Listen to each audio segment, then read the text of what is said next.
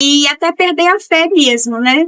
E é interessante porque eu sempre via a minha mãe rezando por mim, né? Às vezes eu chegava das festas e a minha mãe estava ali rezando, né? Eu lembro até de uma noite que a minha mãe falou para que eu cheguei e disse: "Mãe, a senhora ainda está acordada?" E ela estava rezando por você. Eu não durmo enquanto você não chega.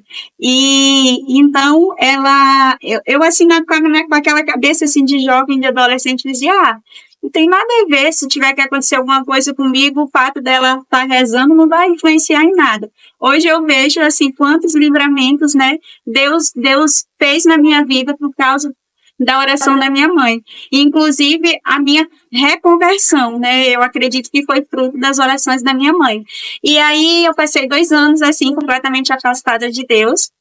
E um dia uma amiga que trabalhava comigo me chamou para uma missa de cura e libertação, né? E nessa missa, eu não sei por que eu quis ir, porque no fundo, como estava a sementinha, né, lá plantada no meu coração, eu sentia aquele vazio, né, de estar longe de Deus. A gente sempre sente.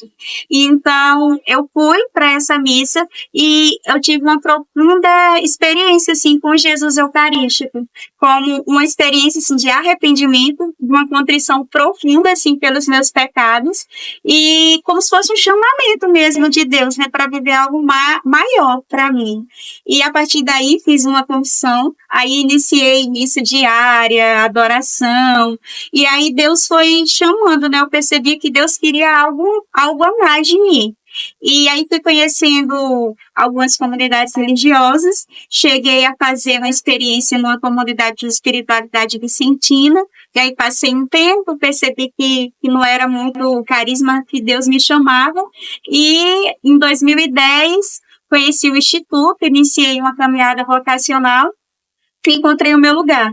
E, assim, o que mais me identificava era o fato, assim, do Instituto viver, ao mesmo tempo, a espiritualidade contemplativa, né, porque nós somos o Instituto de Espiritualidade Carmelita, vivemos a vida de oração mais intensa, a vida de silêncio, a nossa clausura, e ao mesmo tempo a abertura também para a vida missionária, né, porque o trabalho de evangelização da nossa madre, a irmã Kelly Patrícia, fazemos muitos encontros de evangelização, então para mim eram as duas coisas, porque eu achava que eu não daria conta de viver somente a vida contemplativa, nem somente a vida missionária, né, então para mim o Instituto é perfeito nesse sentido, que casa as duas coisas, então eu me encontrei, né, e aí entrei em 2010 até hoje. E no caso foi por algum retiro ou por alguma missa, assim, alguma ação missionária da... Por incrível que pareça, foi mesmo por conta do trabalho de evangelização através da música da madre, que eu sou natural de Alagoas, né?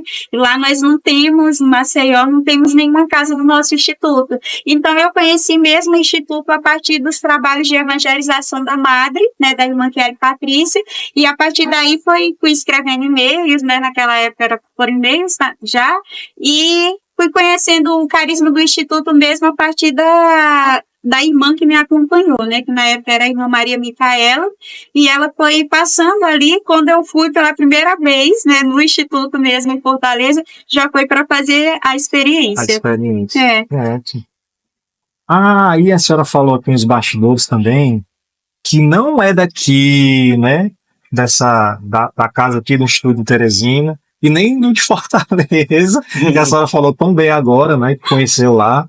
E aí, como foi, antes da gente falar um pouco da história do Instituto, eu tenho essa curiosidade, como é que foi que a senhora foi para Portugal, né, na casa de missão de lá?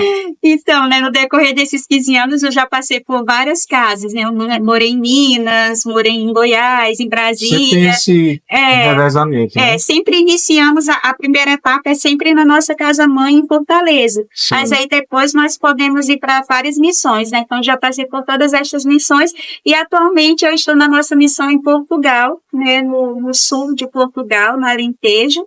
Já tem 4 anos que eu estou lá e eu estou agora no Mosteiro de Teresina, né? Passando um tempo, vou passar um mês e depois vou retornar para a minha missão lá em Portugal.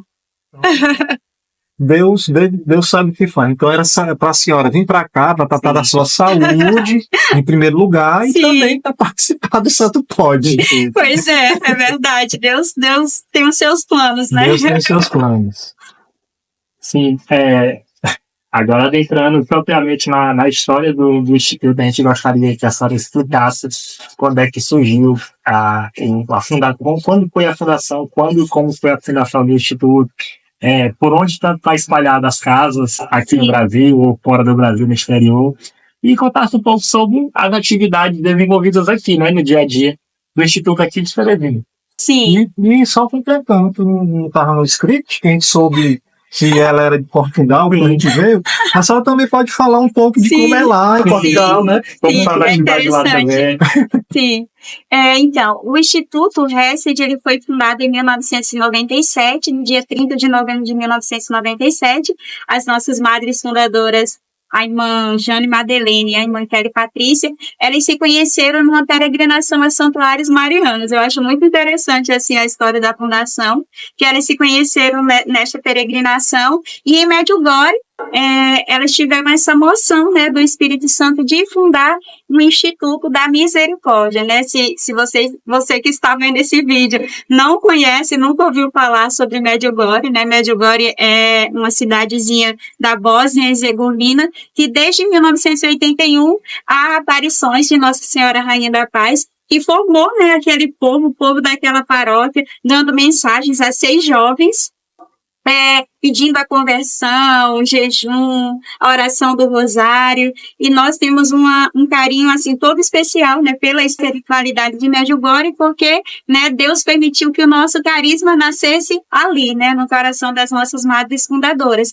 E a partir desta peregrinação, elas começaram a viver uma vida juntas, né, uma vida de oração, de sacrifício, e foi amadurecendo essa ideia, né, do Instituto, até que foi fundada a peregrinação foi em 96, até que foi fundada em 1997, começou a vir as primeiras vocações, o bispo também posteriormente deu permissão para que Jesus Eucarístico estivesse, né, na nossa casa, onde é a nossa casa-mãe hoje, em Fortaleza, e foi assim que surgiu, né, e hoje nós somos 8 casas no Brasil, temos casa... Além da nossa casa-mãe, em Fortaleza, temos casa aqui, em Teresina, em Goiás, no Rio Grande do Norte, Brasília, Pará, deixa eu ver se eu lembro de todas, Pará e São Paulo, isso. Penso que eu falei todas, em Minas Gerais. São 8 casas no Brasil e uma casa, temos somente uma casa fora do Brasil, que é em Portugal. Sobre as atividades, né? A rotina das atividades de oração. Aqui no nosso instituto, nós levamos uma vida muito simples, né? Uma vida nos afazeres domésticos, tudo que se faz na casa de qualquer família, né? Nós fazemos aqui no nosso mosteiro. A diferença é que nós fazemos tudo, né? Em espírito de união com Deus, em espírito de oração, rezamos o rosário, participamos da Santa Missa, fazemos a adoração ao Santíssimo Sacramento, rezamos o ofício divino, né? O ofício próprio dos religiosos e dos sacerdotes, santificando o nosso dia. E também, como eu falei, além desse lado, né, da vida contemplativa, porque nós somos um instituto de espiritualidade carmelita, cujo carisma é experimentar, viver e cantar as misericórdias do Senhor, nós também temos essa abertura, né, para a vida missionária. Ao mesmo tempo que nós experimentamos a misericórdia de Deus na vida contemplativa, nós queremos também transbordar essa misericórdia através de pequenos apostolados, né? Voltado para a vida missionária mesmo. Fazemos encontros de evangelização. Lá em Fortaleza, na nossa casa-mãe, nós temos o Misericórdia Brasil, o encontro do Exército de São Miguel. Agora, desde a pandemia, nós iniciamos um trabalho de evangelização muito forte através das redes sociais. Todos os dias nós fazemos lives oracionais. As pessoas rezam o dia inteiro conosco. E aqui em Teresina, nós temos a Santa Missa diária. A missa é sempre às 7h30 da manhã, de segunda a quinta, e nos sábados. Na sexta-feira é às 13h30 da tarde. E nos domingos, às 10h30, fazemos a adoração ao Santíssimo Sacramento, né? Se o povo que está vendo aí esse vídeo, sinta-se convidado, né? A vir conhecer o nosso mosteiro, fazer a adoração ao Santíssimo Sacramento. Também temos grupos de oração. Às 19h15, toda segunda-feira, temos o Terço dos Homens, toda quinta-feira, também às 19h15, o grupo das crianças, no sábado, às 8h45, então são muitas atividades para todos os gostos e idades, né? Quem quiser vir participar, vai ser muito bem-vindo. Participar e ajudar também, se oferecer para ajudar em alguma atividade, né? Isso mesmo. E aí a senhora falou da questão que o Instituto Hessen, de uns anos para cá, entrou muito forte, né, nas redes sociais, na internet.